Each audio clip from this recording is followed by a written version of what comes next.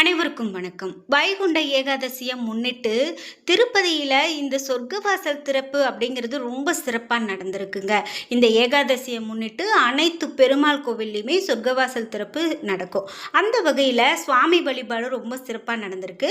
திருப்பதி ஏழுமலையான் கோவிலில் நள்ளிரவு 1:30 மணிக்கு சொர்க்கவாசல் திறக்கப்பட்டு பூஜைகள் நடத்தப்பட்டது. மேலும் அதன் பிறகு பக்தர்கள் சொர்க்கவாசல் வழியாக அனுமதிக்கப்பட்டு வராங்க அப்படின்னு சொல்லப்படுது. ஒவ்வொரு ஆண்டுமே மார்கழி மாதத்தில் வரக்கூடிய வளர்பிறை ஏகாதசி திதியில் சொர்க்கவாசல் திறப்பு நடக்கும்.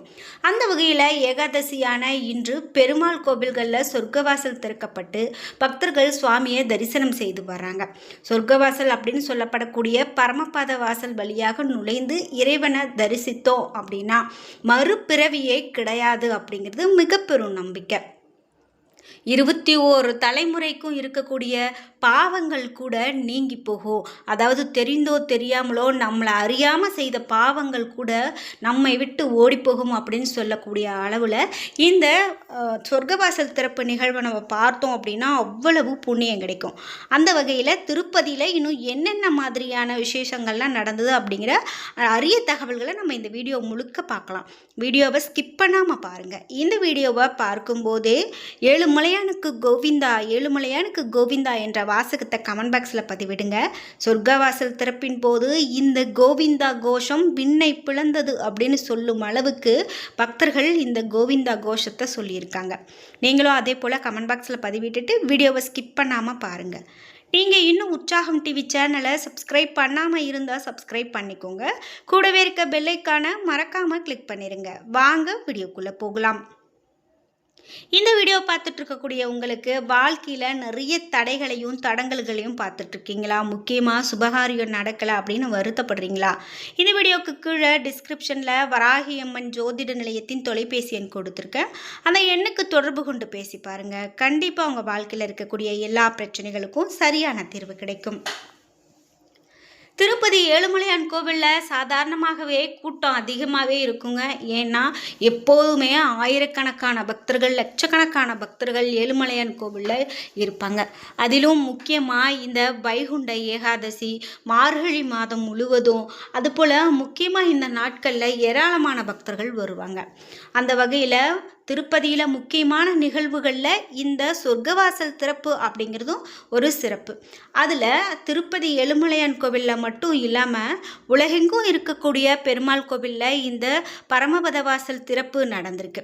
இந்த பரமபத வாசல் வழியாக ஒரு மனிதன் புகுந்து வந்தான் அப்படின்னா கண்டிப்பாக அவனுக்கு முக்தி நிலை கிடைக்கும் அப்படிங்கிறது ஐதீகம். அந்த வகையில் திருப்பதி ஏழுமலையான் கோவிலில் நள்ளிரவு 1:30 மணிக்கு கோவிலினுடைய வெளிப்புறத்தில் இருக்கக்கூடிய சொர்க்கவாசல் திறக்கப்பட்டு பூஜைகள் நடத்தப்பட்டு வருது. அதன் பிறகு பக்தர்கள் இந்த வாசலின் வழியாக அனுமதிக்கப்படுறாங்க. தொடர்ந்து கோவிந்தா முழக்கத்தோடு பக்தர்கள் சுவாமி தரிசனம் மேற்கொண்டு வராங்க.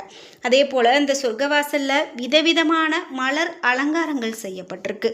ஏழுமலையானுடைய கர்ப்ப கிரக சன்னதிக்கு ஒட்டியபடி பக்தர்கள் சொர்க்கவாசல் வழியே உள்ளே சென்று உண்டியல் வைக்கப்பட்டிருக்கக்கூடிய இடத்துல இருந்து வெளியே வர்றாங்க. அதே போல் வைகுண்ட ஏகாதசியை முன்னிட்டு கோவிலுக்கு வெளியே அஷ்டலக்ஷ்மி அலங்காரம் செய்யப்பட்டிருக்கு. இதனால் இரவு நேரத்தில் கூட திருப்பதி கோவிலே ஜொலிப்பாக இருக்குது அப்படின்னு சொல்லக்கூடிய வகையில் இருக்குங்க. இது ரொம்பவே பார்க்க கண்கொள்ளா காட்சியாக இருக்குது. அதாவது வண்ண விளக்குகளால் அலங்காரம் செய்யப்பட்டோம், வண்ண மலர்களால் அலங்காரம் செய்யப்பட்டோம், அப்படி பார்ப்பதற்கே கண்கோடி வேண்டும் அப்படின்னு சொல்லக்கூடிய வகையில் இந்த திருப்பதி ஏழுமலையானுடைய கோவில் தற்போது இருக்குது அப்படின்னு சொன்னால் அது மிகையாகாது. நம்ம தமிழகத்தில் திருச்சி ஸ்ரீரங்கம் அப்படின்னு பார்த்தீங்கன்னா மிக பெரும் சிறப்பை பெற்றிருக்கக்கூடிய ஒரு பெருமாள் கோவில். அங்கு விஷ்ணுவுக்கு இப்படி தான் ரங்கா என்று சொல்லி அந்த ரங்கநாதனை அந்த சொர்க்கவாசல் திறப்பின் போது வழிபாடு செய்திருக்காங்க. திருச்சி ஸ்ரீரங்கம் கோவிலில் சொர்க்கவாசல் திறக்கப்பட்டு மூலஸ்தானத்தில் இருந்து பெருமாள் புறப்பட்டு வந்து பரமபதல் வாசல் சந்நிதியில் எழுந்தருளி பக்தர்களுக்கு அருள்பாலித்திருக்காரு. அதே போல தான் சென்னை திருவல்லிக்கேணி பார்த்தசாரதி கோவில், மதுரை பிரசன்ன வெங்கடேச பெருமாள் கோவில், சேலம் கோட்டை பெருமாள் கோவில் உள்ளிட்ட பல்வேறு கோவில்களையும் இந்த சொர்க்கவாசல் திறப்பு அப்படின்னு பார்த்திங்கன்னா அதிகாலையில் ரொம்ப சிறப்பாக நடந்திருக்கு அப்படின்னு சொல்லலாம்.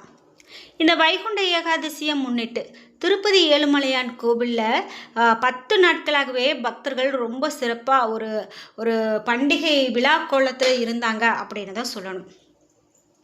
முக்கியமாக அதிகாலை சொர்க்கவாசல் திறப்பு 10 நாட்களுக்கு இந்த பக்தர்களுக்கு அனுமதிக்கப்பட்டு வைகுண்ட ஏகாதசியை ஒட்டி திருப்பதி ஏழுமலையான் கோவிலில் இந்த 1:40க்கு இந்த 1:40 மணிக்கு அனைவரின் மத்தியிலும் இந்த சொர்க்கவாசல் திறப்பு நடைபெற்றிருக்கு அப்படின்னு சொல்லலாம். ஆகம முறைப்படி சிறப்பு பூஜைகள் மேற்கொள்ளப்பட்டு மூலவர் கருவறையை ஒட்டி இருக்கக்கூடிய வைகுண்ட வாசல் வழியாக இப்படி சொர்க்கவாசல் திறக்கப்பட்டிருக்கு அப்படின்னு சொல்லலாம். குறிப்பிட்டு அதன் பிறகு மிக பெரும் அதிகாரிகள் கூட இந்த முக்கிய பிரமுகர்களும் அனுமதிக்கப்பட்டிருக்காங்க அப்படின்னு சொல்லப்படுது. ஏற்கனவே ஆன்லைனில் குலுக்கல் முறையில் தேர்ந்தெடுக்கப்பட்டு ஒரு நாளைக்கு 60,000 டோக்கன்கள் அப்படின்னு பார்த்து 3 நாட்களுக்கு 1.80 லட்சம் இலவச டோக்கன்கள் வழங்கப்பட்டிருக்கு. எனவே டோக்கன் பெற்ற பக்தர்கள் மட்டும் தொடர்ந்து ஜனவரி 1ஆம் தேதி வரை 3 நாட்களுக்கு பூஜை நேரத்தை தவிர்த்து மற்ற நேரத்தில் பக்தர்களை சுவாமி தரிசனத்திற்கு சொர்க்கவாசல் வழியாக அனுமதிக்கப்பட இருக்காங்க. மேலும் டோக்கன் இல்லாவிட்டால் வரக்கூடிய பக்தர்கள் சுவாமி தரிசனத்துக்கு அனுமதிக்கப்பட மாட்டாது அப்படின்னு சொல்லப்பட்டிருக்கு. திருப்பதியில் வழங்கப்படக்கூடிய சர்வ தரிசன டோக்கன்கள் ரத்து செய்யப்பட்டதால் நேரடியாக இலவச தரிசனத்தில் வரக்கூடிய பக்தர்களை நேற்று 10:30 மணி வரை அனுமதிக்கப்பட்டிருக்காங்க அப்படின்னு சொல்லப்படுது. குறிப்பிட்டு இந்த திருப்பதிக்கு நாம் போனோம் அப்படின்னாலே திருப்பம் என்று சொல்லுவாங்க. திருப்பதி சென்றால் நிச்சயம் திருப்பம். அந்த வகையில் குறிப்பிட்டு இந்த சொர்க்கவாசல் திறப்பு நேரத்தில் நாம் போனோம் அப்படின்னா இன்னும் சிறப்பு. அப்படி இல்லைன்னா கூட உங்களுக்கு எப்போ திருப்பதிக்கு போகிறதுக்கான ஒரு நாட்கள் கிடைக்குதோ அப்போ கண்டிப்பாக ஒரு முறையாவது போய் வழிபட்டுட்டு வாங்க. நிச்சயமாக வருடத்தில் ஒரு முறையாவது போனால் மிக மிக நல்லது அப்படின்னு சொல்கிறாங்க. குறிப்பாக இந்த சொர்க்கவாசல் திறப்பு அப்படின்னு பார்த்தீங்கன்னா எல்லா இடங்கள்லையுமே ரொம்ப சிறப்பாக நடக்கக்கூடியதை நம்மளால் பார்க்க முடியும். அதிலும் மிக பெரும் சிறப்பு பெற்ற இந்த கோவில்கள், பெருமாள் குடிகொண்டிருக்கக்கூடிய இந்த கோவில்களில் ஏராளமான பக்தர்கள் முன்னிலையில் இந்த மாதிரி சொர்க்கவாசல் திறப்பு நடக்கிறதுக்காக பக்தர்கள் காத்திருந்தாங்க. அதன்படி இது ரொம்ப சிறப்பாக நடந்திருக்கு அப்படின்னு சொல்லலாம். குறிப்பிட்டு நாம் சொர்க்கவாசல் திறக்கிற நாளில் நம்மளால் அங்கே கோவிலுக்கு போக முடியல அப்படின்னு சொன்னால் கூட வீட்டில் இருந்தே கூட நிறைய பக்தர்கள் வழிபாடு செய்து அதாவது திருப்பதி ஏழுமலையான மனதார நினைத்து வழிபட்டிருப்பாங்க. சாதாரணமாக ஒரு மாதத்தில் வரக்கூடிய ஏகாதசியின் போது நம்ம விரதம் இருந்து வழிபாடு செய்வதும் இந்த சொர்க்கவாசல் திறக்கப்படக்கூடிய நாட்களில் நம்ம வழிபட்டோம் அப்படின்னா பல ஏகாதசிகளை கடைபிடித்ததுக்கான ஒரு பலனை இந்த நாளில் பெற முடியும் அப்படின்னு சொல்லுவாங்க. இப்படியாக சொர்க்கவாசல் திறக்கப்படக்கூடிய நிகழ்வு மிக பெரும் ஒரு மாற்றத்தை ஒரு மனிதனுடைய வாழ்க்கையில் ஏற்படுத்தும் அப்படின்னு சொல்லுவாங்க. ஆண்டுதோறும் மார்கழி மாதம் வளர்பிறையின் ஏகாதசி வைகுண்ட ஏகாதசியாக கொண்டாடப்படுது. வைணவர்களுடைய முக்கியமான நிகழ்வான மிக பெரும் புண்ணியத்தை தரக்கூடிய இந்த விரத நாள் ஏகாதசி விரதம் அப்படின்னு சொல்கிறோம். வருடத்தினுடைய மற்ற மாதங்களில் வரக்கூடிய ஏகாதசி அன்று விரதம் இருக்க முடியாதவங்க கூட இந்த வைகுண்ட ஏகாதசி அன்னைக்கு விரதம் இருந்து பெருமாளை வழிபட்டால் வருடம் முழுவதும் ஏகாதசி விரதம் இருந்த பலனை பெற முடியும் அப்படின்னும், அது மட்டும் இல்லாமல் அவர்களுடைய அனைத்து பாவங்களும் நீங்கி அவர்களுக்கு வைகுண்ட பதவியும் கிடைக்கும் அப்படிங்கிறது ஐதீகம். குறிப்பிட்டு ஒவ்வொரு ஆண்டுமே விழா கோலம் பூண்டு பூலோக வைகுண்டம் அப்படின்னு போற்றப்படக்கூடிய திருச்சி ஸ்ரீரங்கம் ரங்கநாதர் கோவில் வைகுண்ட ஏகாதசி விழா 20 நாட்கள் விழாவாக கொண்டாடப்படுது. இந்த வைகுண்ட ஏகாதசிக்கு முந்தைய 10 நாட்கள் பகல் 10 அப்படின்னு சொல்லியும் பிறகு வரக்கூடிய 10 நாட்கள் ராபத்து என்று சொல்லப்படக்கூடியது ரொம்ப சிறப்பு அப்படின்னு சொல்லலாங்க.